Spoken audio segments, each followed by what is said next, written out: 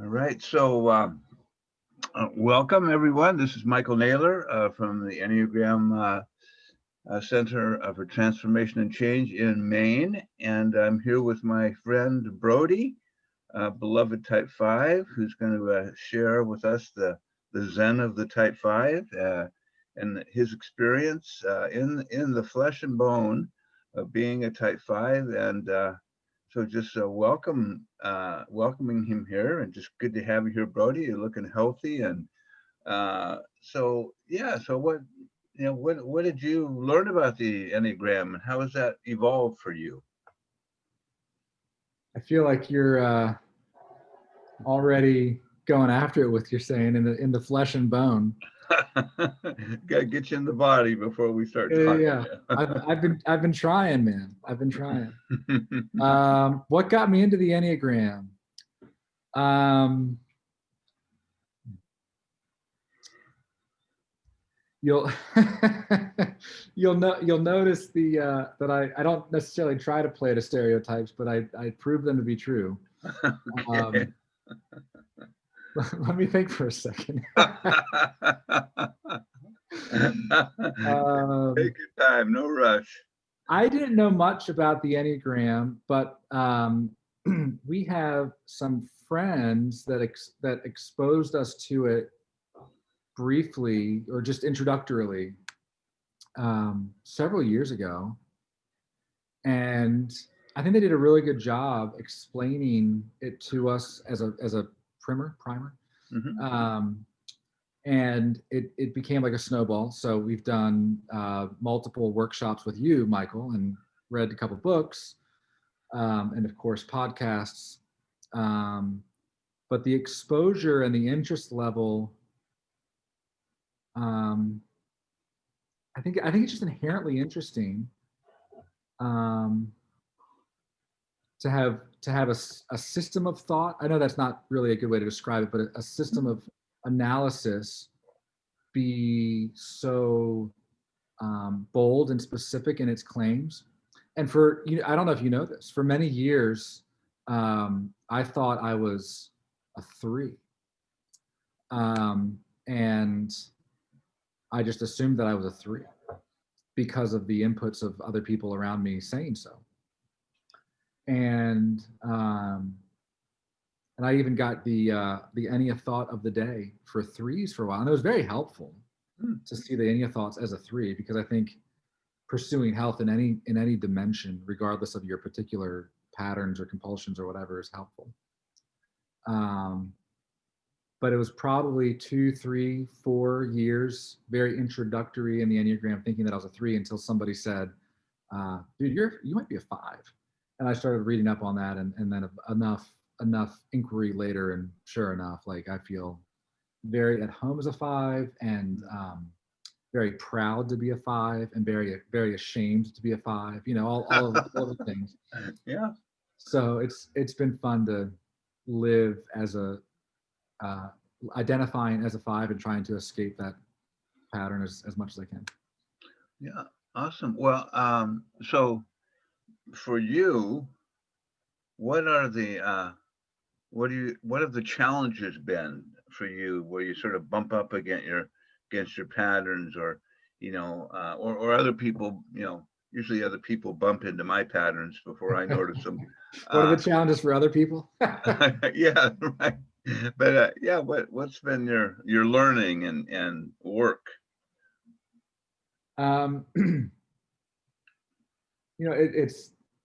it's funny that out of the gate we're talking about stereotypes. Like in so many cases, all the stereotypes are true. Like pursue the work or the growth or whatever has been trying to move towards action, not just observation, Mhm.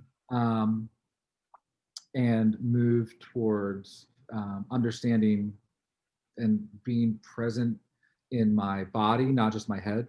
All of those stereotypes, and or all of those very kind of cliche things that a 5 is supposed to do to grow. It's all true. But what's interesting is, in doing that sort of stuff, to also not like neglect or malign or betray, like the fact that, like, yeah, you are good in your head. It's not like, it's not Mhm. abandon the head. It's not an abandon observation. It's do something with it. So I'd Mhm. say in more recent times, it's been trying to lean into the subtlety that is more holistic than just say move in this pattern or growth pattern looks like this, and it's not just like go. Um, it's certainly go, and also keep. I don't know. There's so much freedom available in the whole thing. Like to the less we make anything a rule or a law, I think the better off we are. So I guess at first, the rules and laws are unconscious to us or subconscious. I guess I don't really know the difference. You probably know the difference between unconscious and subconscious. I don't. And then you get exposed to it, and then you replace it perhaps with a different rule or law that says, okay, you are this way, now go this way instead. And that just becomes a new pursuit altogether. And the answer is not that or this or nothing, anything in between. It's that everything belongs, everything's acceptable, and you don't like you can just live and be free and learn from observing the health of of every person of every type and gleaning from that. Mm. And I feel like I'm really chatty. It's late at night, when we're recording this. But I'll tell you one insight I had recently. Something that I felt maybe even a little bit of like shame, like a little bit of shame for many years. But starting in high school, I noticed that I was very like imitative. I would see something that somebody was doing well, or something that I appreciated about somebody, whether it was, I mean, it's funny, the way that somebody would laugh in a certain circumstance, or like a particular response somebody would have again in a particular circumstance, and I'd say, oh, that's really good, and I would rip it off. I would mimic it because it was effective, because it was expedient. And that might be some of why I thought I was a three, because I was always about expediency. Mm. Um, but recently, I think I've realized that like everybody's ripping off everybody. There is no shame in that. And what you choose to rip off, what you choose to emulate, or what you choose as your inspiration, what resonates with you, is as much a telling of who you are as what you would do naturally. Like the things that you choose to replicate Mhm. are as much of who you are as just being original anyway. And my wife helped me realize that several months ago, when I was talking to her, and I did something. I was like, I'm just copying. It was a Richard Rohr line. Lisa said something. I said, "Oh, really?" Richard Rohr said, "Oh, really?" Because it's a way of like responding without Mhm. committing to your response. And I Mhm. like how he's able to like honor the person he's talking to Mm. in his responses without having to give an assent or a criticism or anything. He just I've adopted that, and then I felt bad for adopting it. Like, man, why can't I do anything original? And in fact, I guess what I'm realizing is that the originality is choosing my inspiration really well, and I'm sure other people do the same. Anyway, this monologue should probably cease at some point. This is Well, so it's interesting. I was a number of years ago. There was a really amazing, really great guy, Type Five Brian Swim, who was at the International Enneagram Association conference, and he was the closing speaker. and and he talked about. He says, as Type Five, he says, I wait.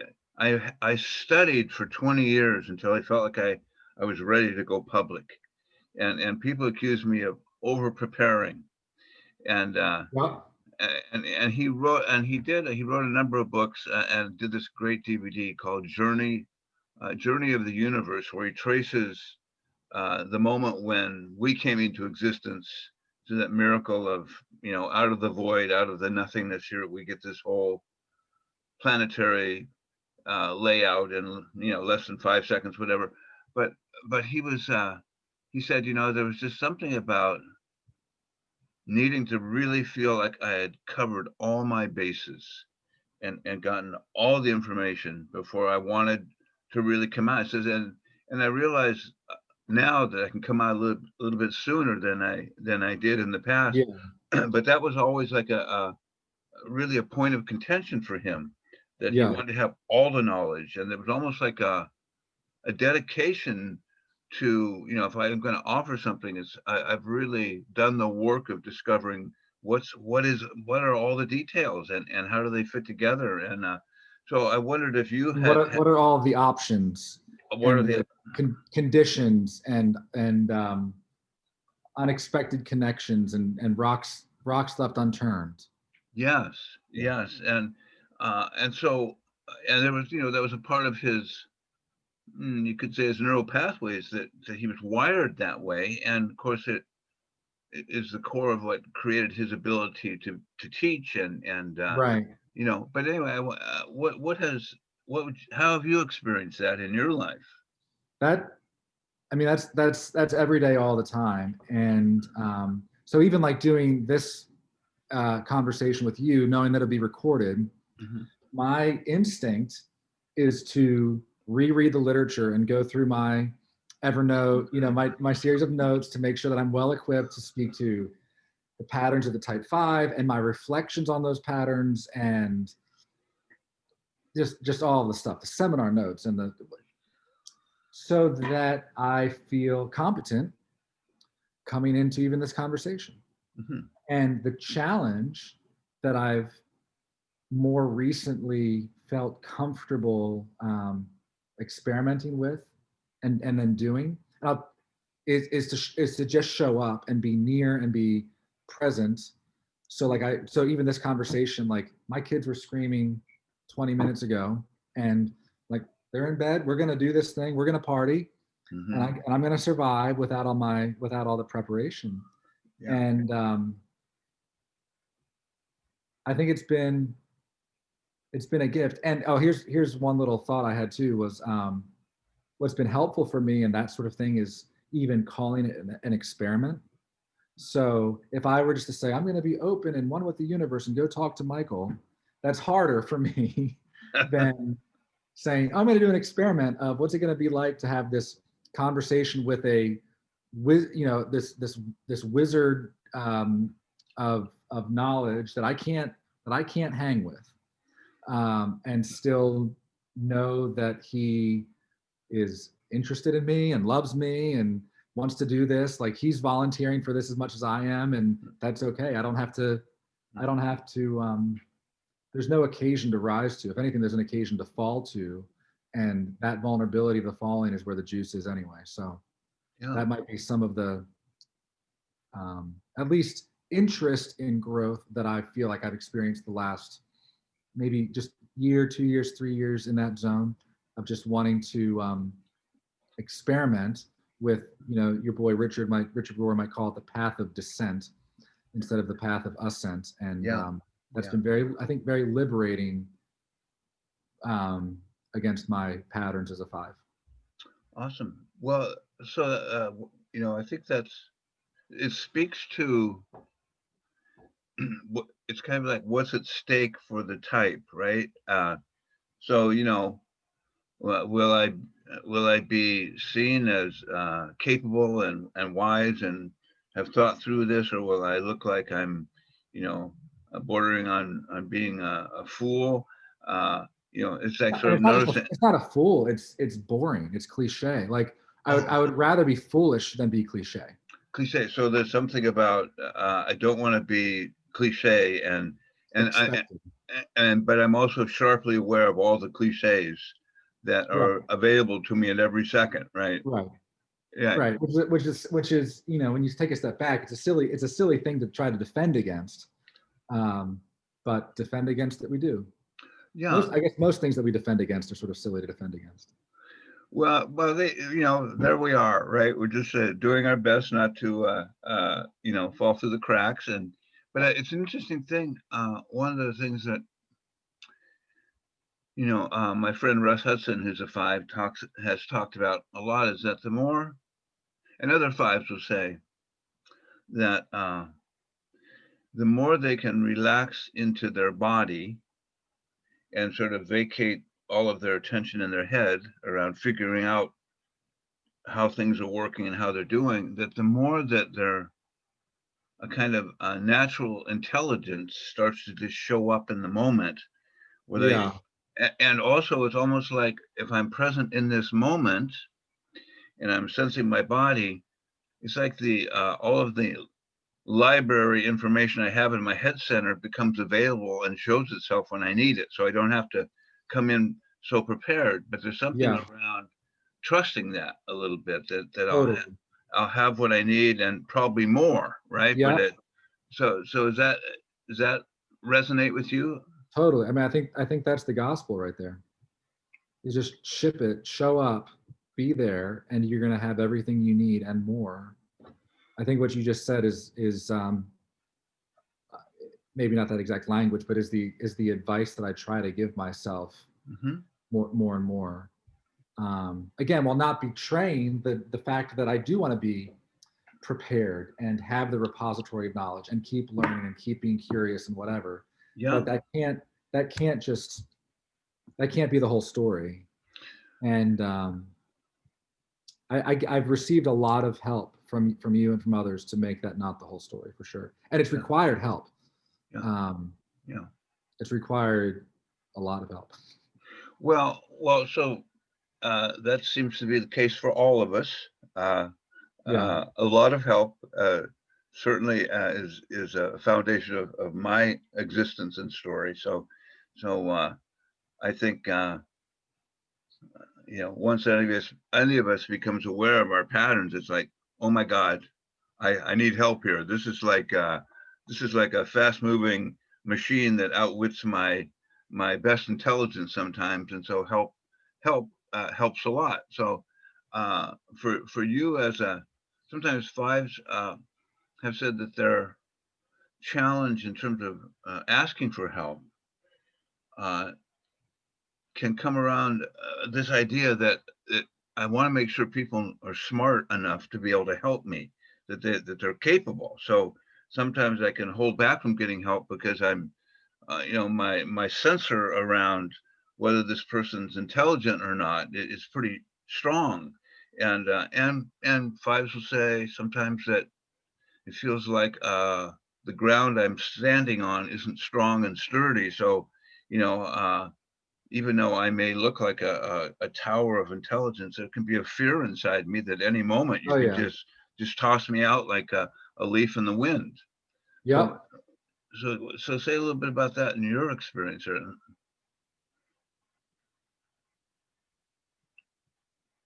I think the people that I trust and have helped me have proven to be smart enough, capable enough. But that was the back door, and that was my granting that in them in terms of how I was appreciating that in them. And instead, what really actually earned, not that they needed to earn it, but what earned their standing in me was their love and care and relentless evidence and proof of their care.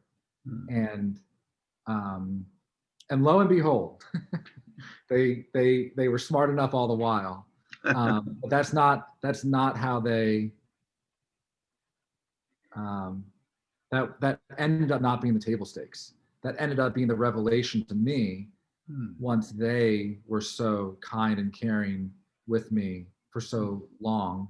Mhm. And there's many people like that, not the least of which, and probably the most of which, is my wife, Hmm. um, who is not a patient person, but she is so patient, and specifically caring Hmm. to me. So she's a type 8, um, but she's so specifically caring and patient with me that I'm able to later receive her intelligence differently.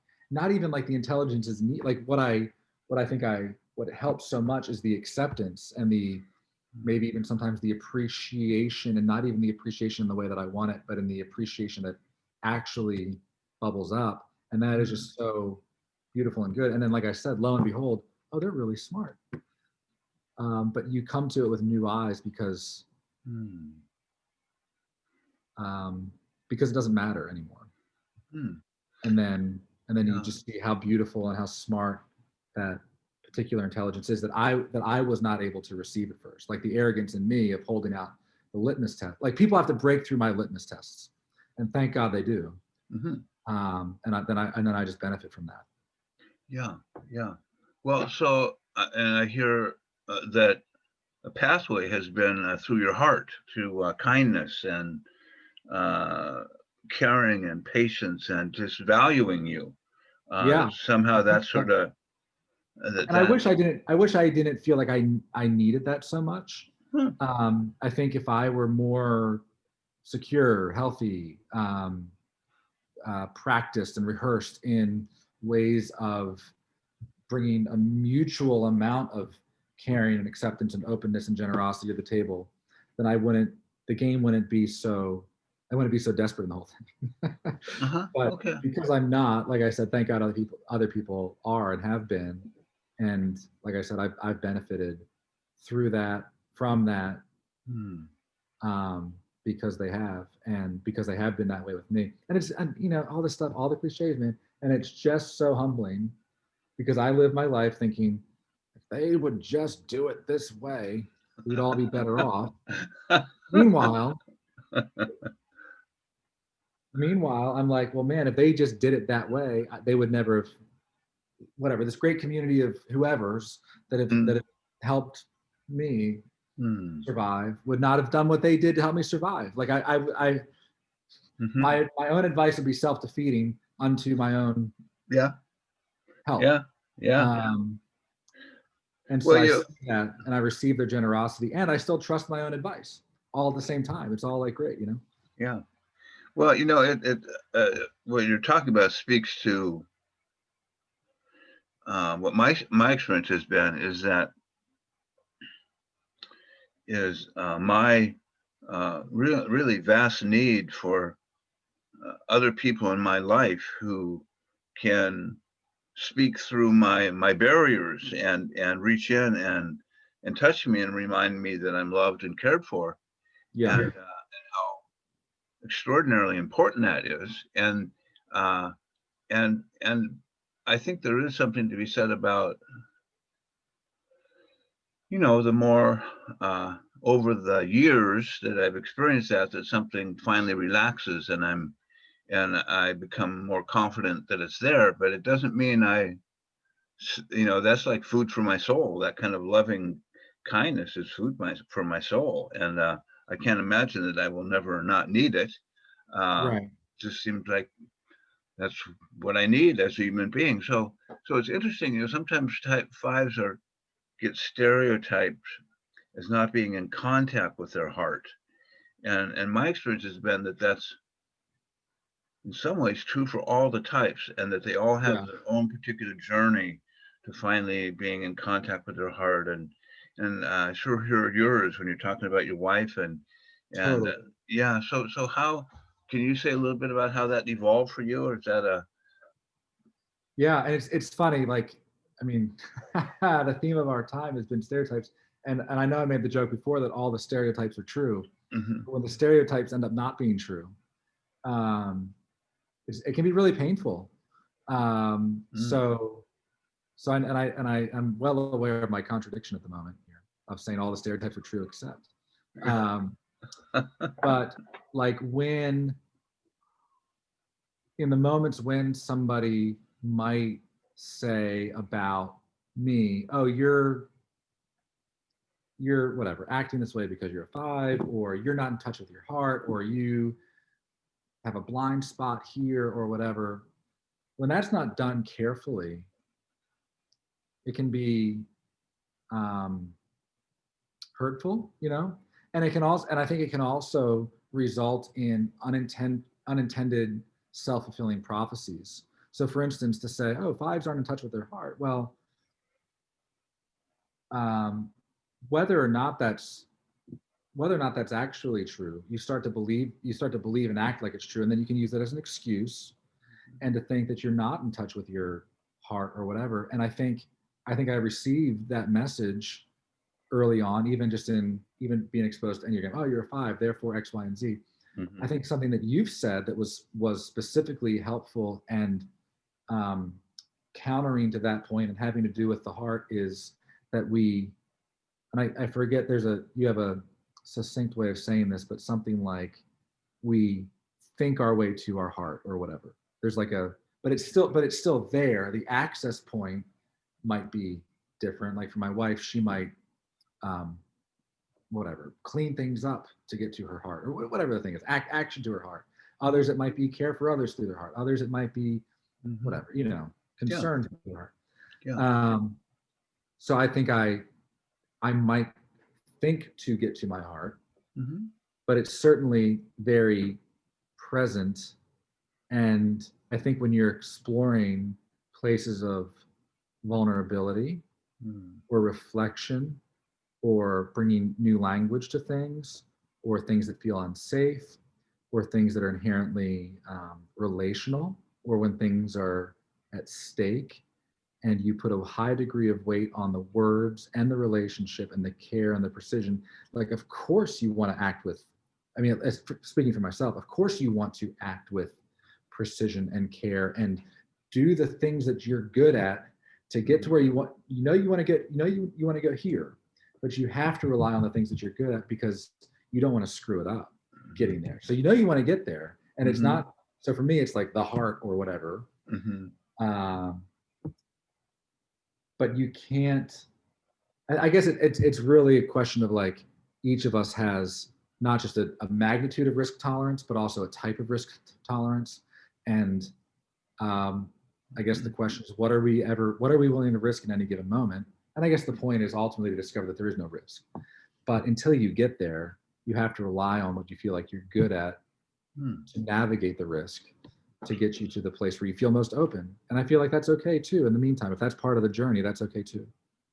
Yeah, absolutely. And I think at least my experience has been that every type has a different way that they, due to the nature of their experience growing up, that they've had to protect their heart. And so based on my type, I have a particular defense mechanism that helps me not feel like my heart's being broken, right? So maybe it's in my head and theorizing and all of that, but every type has a shield. Yeah. And when that shield starts getting pulled away, generally it hurts like hell. It's not like, oh boy, I'm in my heart. It's like, oh, my heart is broken.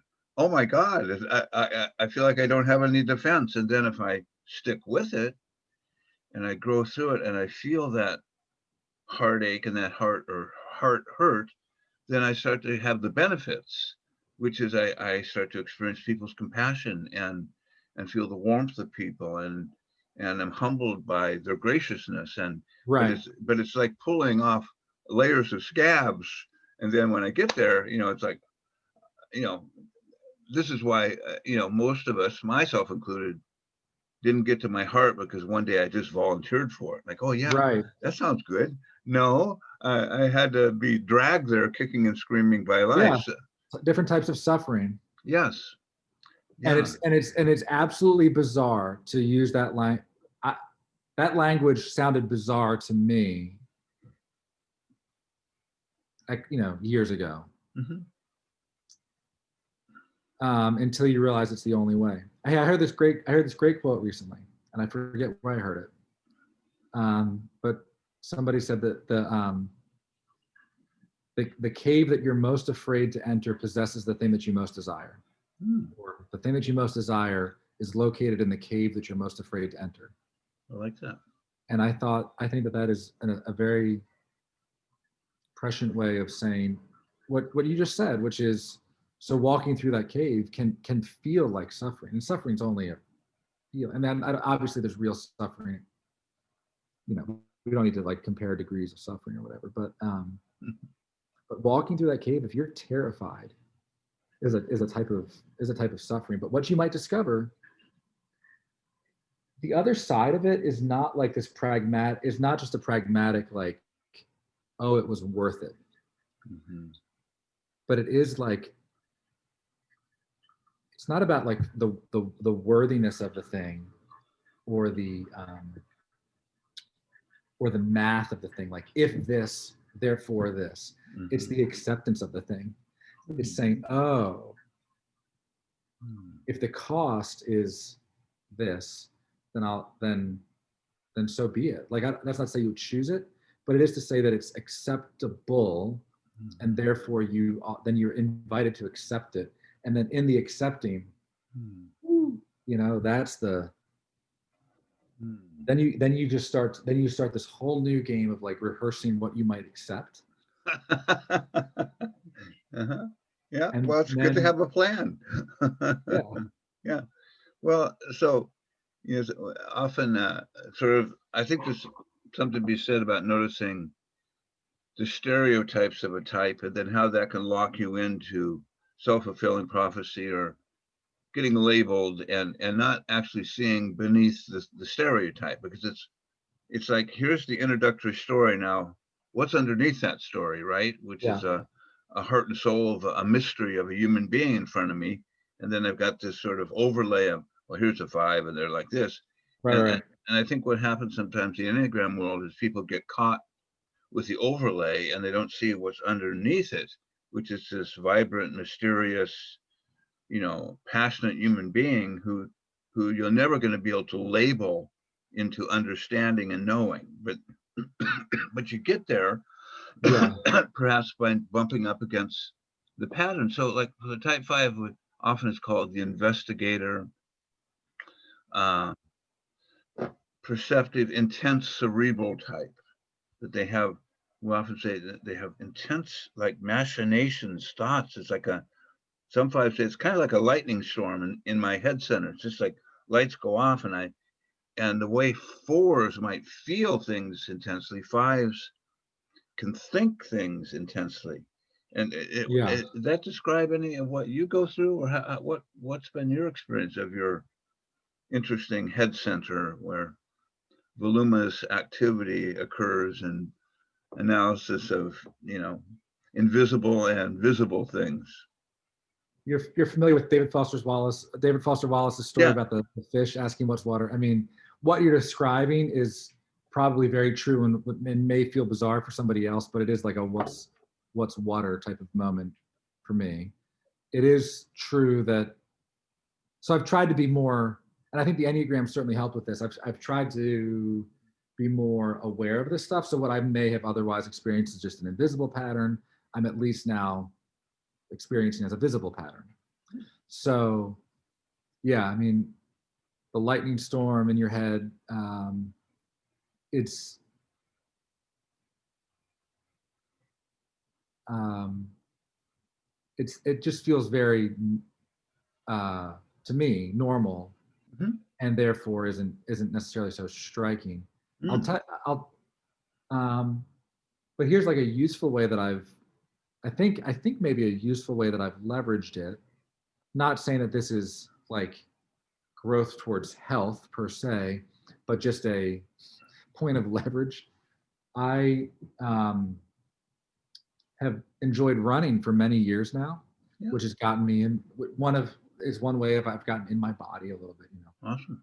Um, and at least at first, I didn't go running to run. I went running so that I could listen to podcasts. It was buying time to listen to podcasts Yeah. that I would not have otherwise had if not for running.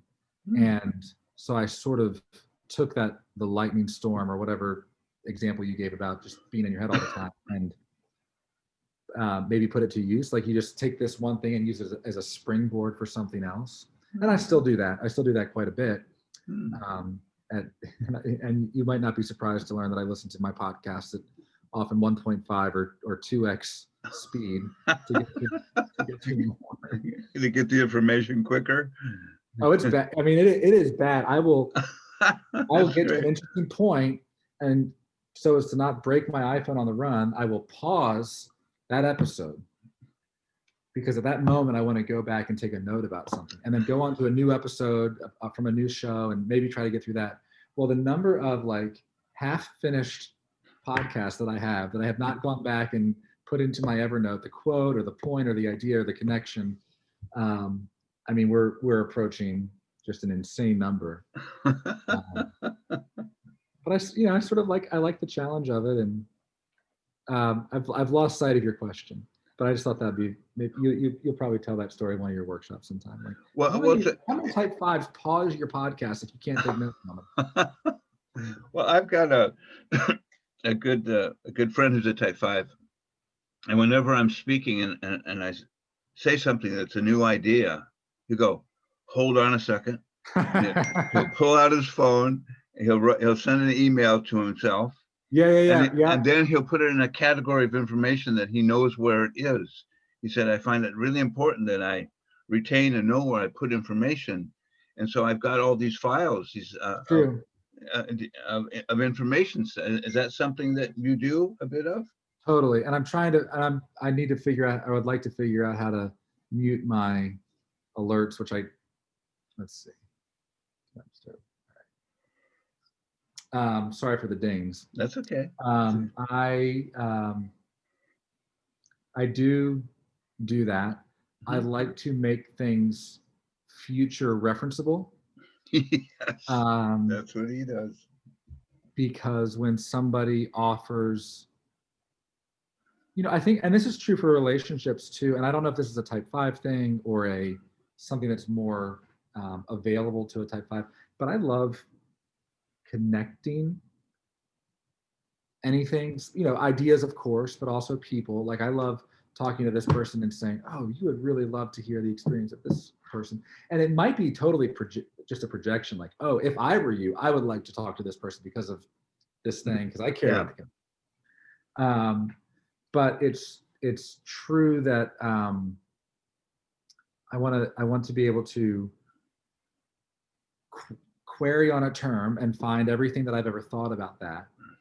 And it's not a trivial pursuit thing. It's not so that I can recite the quote or it's so when I'm thinking about this related idea later, I can draw from the wisdom and insight of something that I had in the past. And it doesn't necessarily all have to stay here. Yeah. But I can develop a system. Yeah. A well maybe would be a picture where I can go to the well and things are well indexed so that I can pull them in. So there's many times when I'm in a discussion group or I don't know, just different contexts where professional and otherwise, where I may not have to be speaking the whole time and other people are. And before I share the thing that I'm choosing to share, being in the moment, being heart open, like wanting to share this, I can add a little maybe weight or alternative perspective because I have this vague memory of something back there. I can pull from it, bring it and connect it to the thought and then, which is very 5-y, right? But here's maybe the growth point is like before that might be like a cool party trick. But now I'm much more interested in certainly pulling off the party trick, but also making it helpful or running it through a more stringent filter of, is this me trying to prove something? Even if it's just an abstract idea, like not even in myself, but more like, am I trying to prove an idea? Or am I trying to bring the influence of multiple inputs or multiple sources of knowledge or whatever to this moment? And if I can, then I go for it. I would say I screw that up a lot. Pride gets in the way, distortions get in the way, compulsions get in the way, boredom gets in the way. And you just spice it up. So you can like just reference somebody else who'd said something scandalous, and then you can just pawn it off on them. Meanwhile, you've lobbed the bomb in the conversation for a point, not just to cause destruction, but for the point that, as you know, reorder only comes from disorder. So let's just circle of disorders for sport and trying to invite the disorder. And trying to invite the reorder, we have to cause some disorder. But that can feel malevolent. I think that can feel, I've been hurt by people thinking that I am intentionally trying to harm something or an experience or a moment or a relationship or whatever, and have told me so. They've received some of my behaviors or statements or whatever as being maybe even malicious or like pursuing some sort of sabotage, Mhm. and it's not true. And it makes me sad to think that that somebody would have received it that way. So I want to Mm. certainly learn to be more careful about my behavior so that it is maybe has a little bit. I both want to expose my. I both want to be open to more scrutiny and invite the scrutiny while doing things that are less scrutinizable. So bring on the scrutiny with behavior that's less scrutinizable. Yeah. And let's still party and be real and have a little disorder. Well, so it's interesting because I think that points a little bit to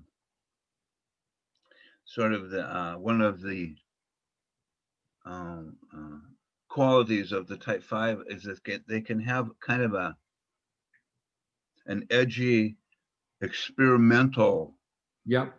passion around. Let's see what comes out of this, Yeah. Yeah. and I can be, I can imagine, for instance, Gary Larson, that type 5 cartoonist. We probably get his mild stuff, right? He's probably got other books written that are at another level of sort of shock. Even Uh, better.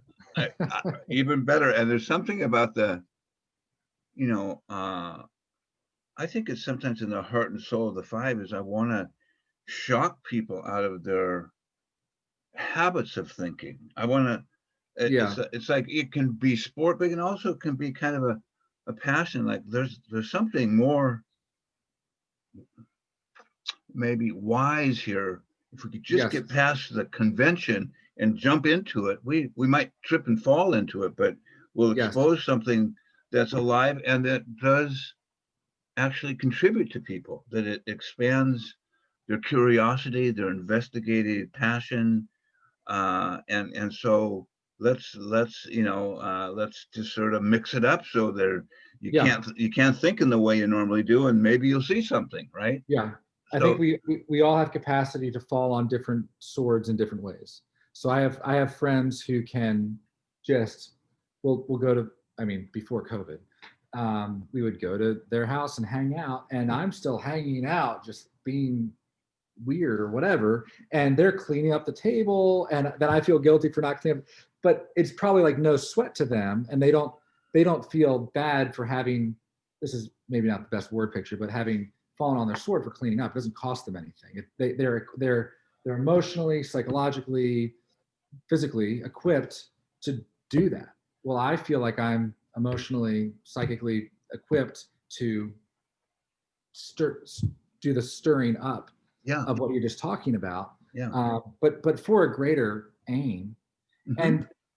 and maybe without a specific intent. Like the intent is do the thing to see where it lands, and then navigate and negotiate based on what patterns emerge or Yeah. what emerges at all. Hmm. So, but in the stirring things up, um, even when I get called on it, I don't want to have to say, I don't want to have to prove that I had an intent.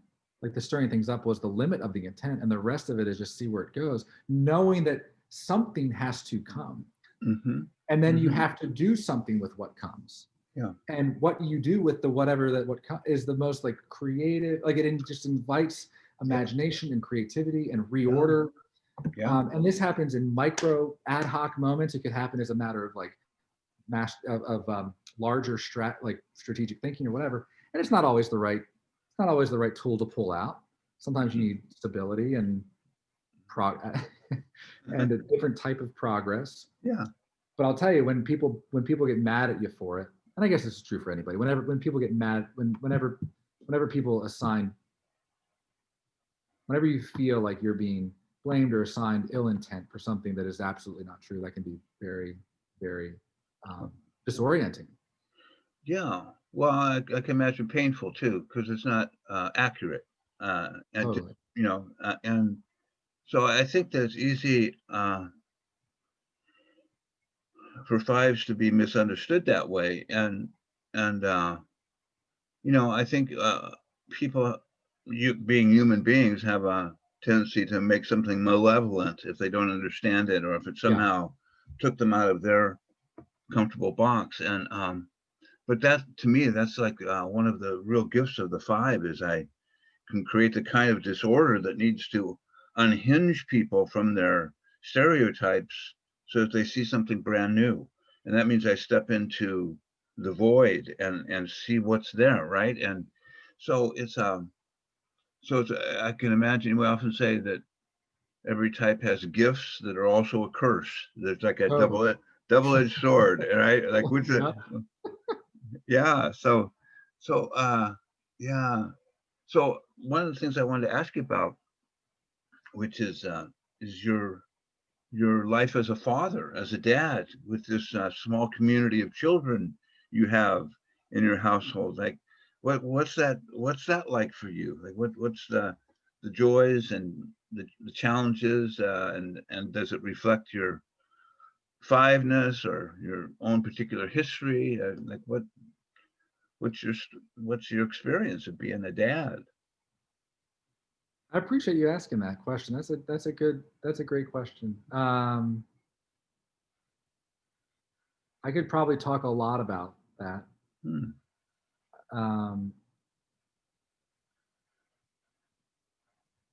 I will tell you one of the great irony, because we want to maybe keep this a little bit Enneagram focused. I'll tell you a tremendous irony about observing myself as a dad, as a father, um, is that for nearly everything that I do, um, I invest. You know this. I investigate it thoroughly. For running, I want to buy new tights because the gym's closed. And so for the first time in years, I'm going to be running outside in 30s degree weather instead of going to the treadmill. So I want to buy new tights. I can spend hours and hours and hours investigating tights and materials and different brands and prices and who has a sale. And if I open up this one website in a private browser, can I spawn the pop-up window that says 50% off new orders? And like all of that stuff, I can organize all this stuff to buy tights to running. To do this on everything, like do this on everything all the time. I had to buy caulk this past weekend for something in my basement. And do you know how many types of caulk there are? It's crazy. I took a picture of the aisle and sent it to my contractor buddy because I was like, I do not understand this. I'll look for it while I'm talking. Well, that's not important. But seriously, the number of white caulks, and I felt unprepared.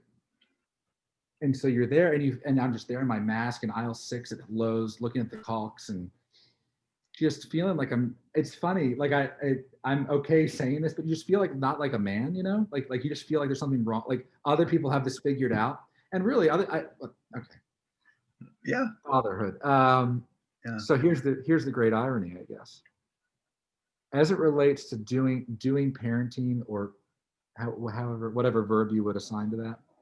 I have done exactly this much in preparing for fatherhood. Now, when things have come up, do I try to glean advice from this person and look at how this person loves their kids and receive this wisdom? I'm not abjectly trying to refuse the wisdom and insight of others, but I did not and continue not to like pursue this with any amount of vigor, like with caulk. Anything about being a dad. And obviously the ramifications of the ramifications of fatherhood are a lot more drastic than, and that might not actually be true, but at least it would feel like the influence that you have, or the importance, regardless of the amount of influence you have, the importance that comes from that influence in terms of what somebody's life might include, and how, this is obvious, parenting is more important than caulk. I'm glad we've established that. Yeah, we had to go through it. I mean, there was a lot of things to consider before arriving there. So the joy and the proof of a lot of what the wisdom I've gleaned from a lot of places, including from the Enneagram and from you, is like, if I just show up to the degree I show up and bring whatever I have, call it wisdom or ignorance, whatever it is, bring that and be present and be vulnerable. Like this, it's everything you said at the beginning. You realize you have everything you need and more. And if you don't have it, then you don't need it. And so why would you waste your time pursuing it in the meantime? And I think, so your question about parenting is that parenting has been the greatest evidence of that being true for me. Awesome. And being a parent has been one of many things, but certainly a profound, like unsought experience. It's not like, oh, I'm going to become a parent and get everything in order. But it's certainly been the case that being a parent has helped me feel like it's prompted me to get things in order, even unintentionally. And I don't think that things are in order, but you know what I mean? Like just feel like I want to experience health in a different way. And the parenting thing has propelled me in that direction and been its own help in that direction beyond its propulsion.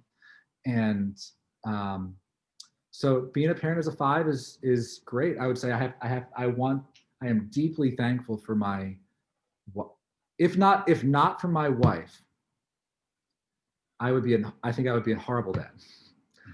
I enjoy it, yeah. but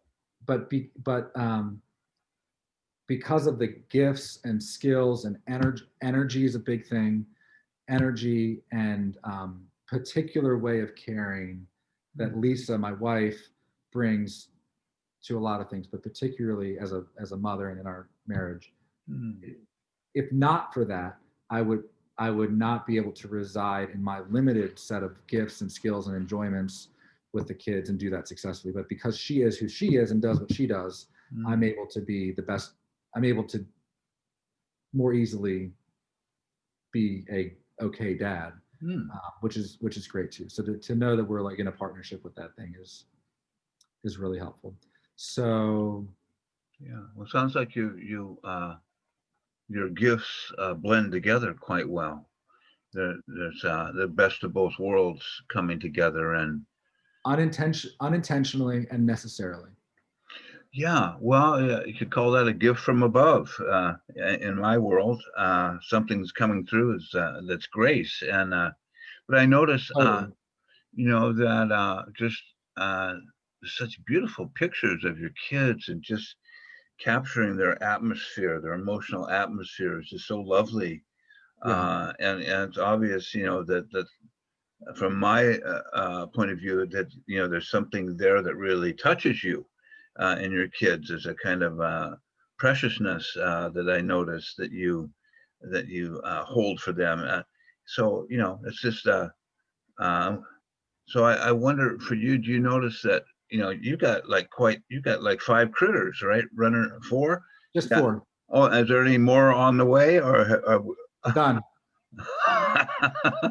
That's a fun story. But I just see that you get a lot of joy from it. It's obvious, just in your pictures and everything. And you know how one of the type 5 things is like one of the bits is like the fear of feeling useless or useless, incapable. Yeah. I think the opportunity in parenting is like it's the greatest possible opportunity to not have that. So if that's like the greatest you have so much power as a parent, and of course that can be misused, abused. It can be greatly, and then it can be used really well, and everywhere in between. And we all do the best we can and make a lot of mistakes.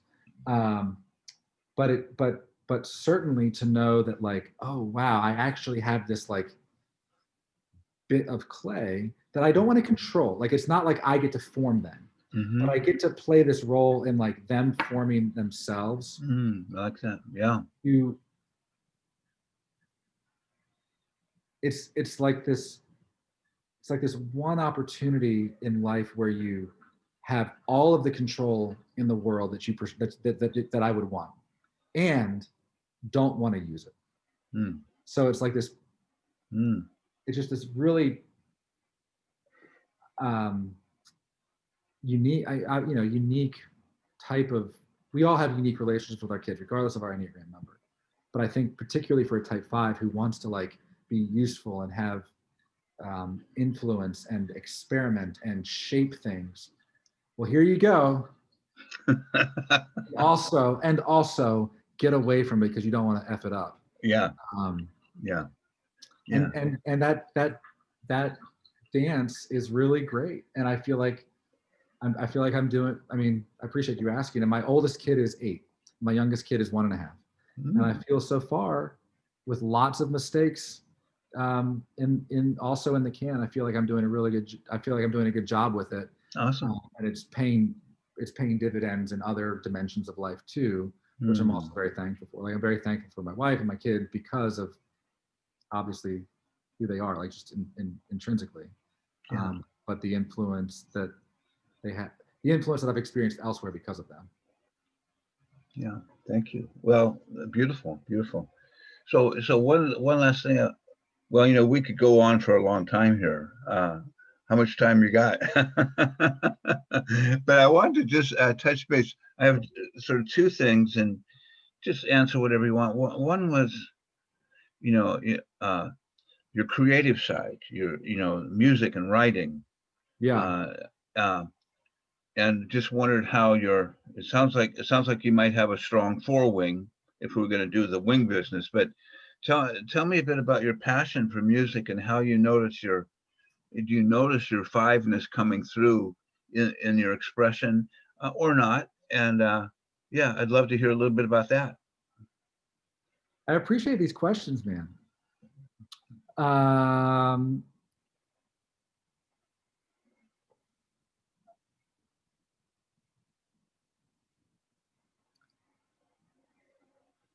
The music thing in a nutshell. When early in the Enneagram, I assumed, I'm a 4-wing because music or whatever. I actually think I'm more naturally a 6-wing. Okay. But the 4-wing is the emerging later in life type of thing. And I feel like maybe that's where I am presently. I don't know. Yeah. But I've always loved music, and I've always enjoyed playing music. And 12-ish year, and I've always been like performing. Like in high school, I did the chorus and I was an all county this and did I was sort of like I was good at pretending to be good at it. And I think people just put me in positions of performance or whatever. And in college I did same thing. But I've played guitar for forever. Anyway, here's about 12 years ago. What year is this right now? About 14 years ago. Jeez. I put out an album, like a full-length album, because I was like, oh, let's just go play music and whatever. So I just I like forced these songs through as a 20 whatever year old, not married, no kids, whatever. And this is not a thing. It was not my career. I didn't make any money doing it, but it was a thing that I invested in making and made it. But it was great. Like it was great. I was very thankful for it. It was a good experience. It was fun. It was 2 years of work and it was wonderful. But the songs were like very forced. Like I'm going to write a song and then just making up things rhyme and do a song. In recent years, in the last 2 years, I've and in a posture of much more in line with the themes of what we've been talking about now, just openness, body connection, not wanting to control, whatever, giving up control, all that stuff. I've written so many songs. I'm not dozens upon dozens, but I don't know, 15, 18, 20 songs. Wow. That I really love. And I also have experienced this weird pattern of not being afraid or ashamed to tell people like, oh, I really love this song. Like I'm like, wow. I'm not afraid of them thinking I'm haughty when I say that. Wow. I'm just telling the truth. I love these songs. So I wrote these songs, and a couple of we're recording some. When COVID's over, I'll probably start playing more shows again, which I was doing before COVID started. And that's just a joy bringing music to people. And it's every time I play, it is like an experience. Like it is just wild. And very new. Like it's all so the label music always there, but the approach, the spirit, the presence can be so, the gift that you get that I feel like I want to give, but also then am able to receive from others in that this exchange, a sharing of atmosphere, you know, can just be so different. But as a 5, writing music, I think I've described, for those who would understand this, I've described my songs as something like reflections of a recovering type 5 or something like that. And if you, for those who have for those who are able to hear it in a particular light, I think you would be able to sniff out very clearly that the songs are written by a type 5, and I think that's pretty cool. That is very cool. That's very cool. Well, I'm anxious to check out your YouTube presentations, and how would if people wanted to become one of your followers, how would they go about doing that? It's not too easy at the moment. The couple songs that are fully produced at this point in this from this new batch will be up on iTunes and Spotify and Amazon and the whole thing. And I don't know when this will be published, but it'll certainly be there in January at the latest, January 2021. So if you just search music platforms for my name, Brody Bond, you would certainly find it. I don't have a lot of like public presence as like a musician or whatever. That's not my career at the moment. That's not my thing. Sure. But if somebody wanted to get on the inside track of what was going on, they could just figure out how to email me or text me, get my contact information from you, and they can send me. I have this like small network of people who like follow along behind the scenes of songwriting, and I'll like record new songs, and if I'm in the studio, I'll take pictures. Basically, the crap that you would put up on social media, I'm reserving in my whatever, in this project, to not be doing that so publicly, and instead sending it to the people who say, I actually care about this and want to follow along. And I try to not just release the music, but give them some insight about the process. And I think a handful of them a handful of folks find that interesting. So that's how I'm doing that. And the text number for that, for now, who knows if the number will change, it's 443-483-3334. That's how I'm staying in touch with people. I send group text messages from a text service. How old school is that? I'm a digital marketing strategist, Michael, and I text. Maybe there's a really deep strategy in it. Well, my last question, if you choose to answer it, or this is always a tough one when people ask me, but if you were thinking of yourself as when you were a younger guy or when you were a kid, what kind of support? You just froze for me. Am I frozen for you? Yeah, you're frozen, but you're back. Okay, we're back. Yeah. I heard, the last thing I heard, Michael, was if I was imagining my younger self as a type 5. Yeah, as when you were a little guy, or when you were in grade school or high school, what were the kinds of what kind of support do you feel you needed or you got that was really important for you to relax into who you are and feel comfortable in your own skin? I mean, was there, if you happen to have a little type 5 in your family, which you probably do, but maybe you don't, but just wondering, or the alternate question is, what kind of advice do you have for your beloved type 5 ancestors? I mean, if you were going to say, this is why, if you're type 5, you might want to think about this. Anything? I understand the question. You're freezing up again for me just a little bit. We're back. Okay. I think I understand the question. Interrupt me if I am going down a path that's not on point. Which is probably how this conversation should have started. Interrupt me if I'm going down a path that's not on point. Oh, you're doing awesome. Been great. Advice for the kid. I think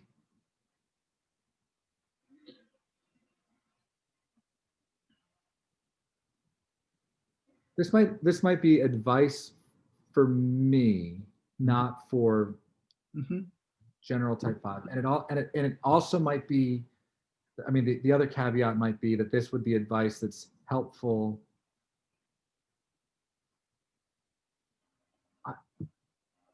This is totally speculative.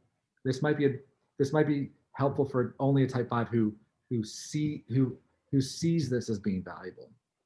But maybe even if a type 5 doesn't see this as being valuable, it would still be valuable whether they recognize the value or not. So who knows? So maybe two things come to mind. One is to really like just hug them, her or him, and say you love them Mm. and be really close. Are you saying advice for the kid or advice on how to treat the kid? Well, I like the perspective you're taking around maybe what you needed as the 5 that you Okay. were. I think that's powerful because it's more, Okay. yeah, it's more specific and probably more true. Okay. Yeah. So, All right. We'll stick with it. yeah, remind them. Like the embodied, embodied, repetitious expressions of love and acceptance, Mm. um, and value. I think what's weird is that, I mean, that just feels like it would be so true for everybody. So I don't know if it's maybe uniquely true for a 5. Like certainly we all want to feel loved and accepted and valued. Um,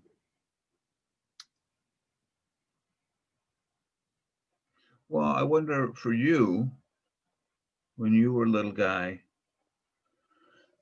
we often joke that sometimes 5s feel like they got the wrong planet.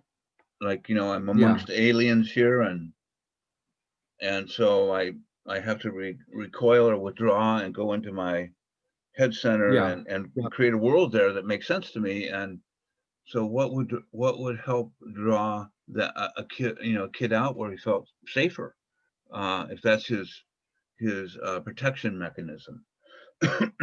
And you're probably right.